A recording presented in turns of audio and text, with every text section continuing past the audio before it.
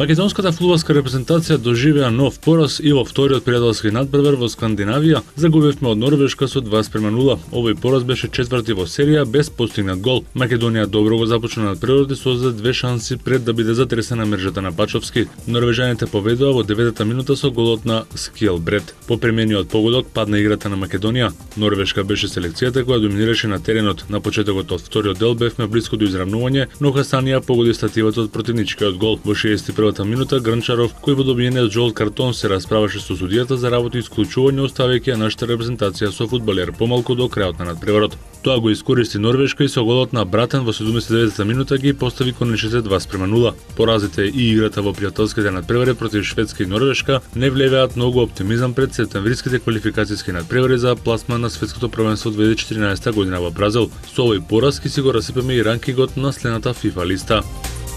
Ракометната репрезентација на Македонија денеска во Цирих ќе атакува на победа на среда со домакинот Швајцарија ако сака да ги задржи шансите за пласман на Европското првенство 2014 година во Данска и при тоа да очекува пораст на ривалот за второто место Португалија на домашен терен од светскиот шампион Шпанија. Мојсовски и Миркуловски најверојатно ќе бидат активни на теренот. На табелата Шпанија е прва со 8 бодови, Португалија има 5, Македонија 2, а Швајцарија 1 бод. Во новата сезона во кошаркарскиот Еврокуп ќе се надпреваруваат 48 екипи наместо досегашните 32, што ги зголемува шансите за учество на македонскиот шампион МЗД Скопје Аеродром, кој побара вајлд карта од Улеп. 48 тима ќе бидат поделени во 8 групи по географски клуч. По завршувањето на прелиминарната фаза по групи според принципот секој со секого дома и нагости, половина од екипите ќе продолжат во наредната фаза. Проширувањето на Еврокупот ги прави реални шансите на металците да заиграат во уште една меѓународна конкуренција покрај АБА лигата. Делегација на клубот од Аеродром неодамна беше во седиштето на Улеп во Барселона, каде што ја предаде апликацијата за учество во ова надпреварување. Одговорот се очекува до крајот на овој месец. Актуелен освојувач на торфот е Локомотив Кубан од Русија, кој во финалето го соода Билбао од Шпанија со 75-64.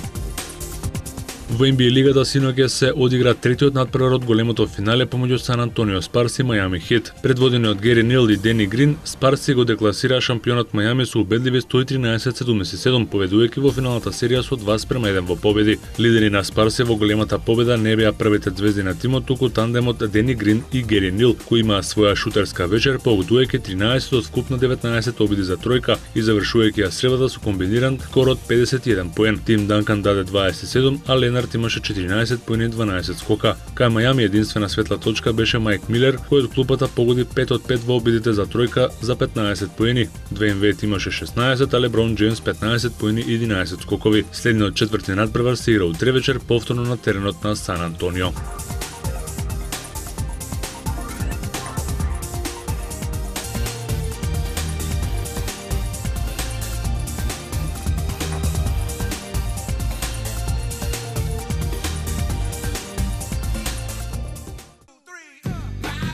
Кошаркарскиот клуб Академија Баскет и оваа година по 16 пат од 13 до 20 јуни го организира Кошаркарскиот камп Охрид 2013 во соработка со МТМ телевизија. И оваа година ви нудиме многу забава, дружење, тренинзи, надпревари и награди од нашите пријатели, како и специјални гости од светот на кошарката кои ќе бидат наши промотори на Кошаркарскиот камп Охрид 2013. Планирани се и посети на знаменитостите кои имаат посебна важност и се карактеристики на градот Охрид. На Кошаркарскиот камп Охрид 2013 ќе се тренира по најмодерни кошаркарски методи, предводени од професионални дипломирани кошаркарски тренери. Дојдете да се дружиме, забавуваме, надпреваруваме, наградуваме и да уживаме во убавините на Охридското езеро и градот Охрид, кој е заштитен град од УНЕСКО.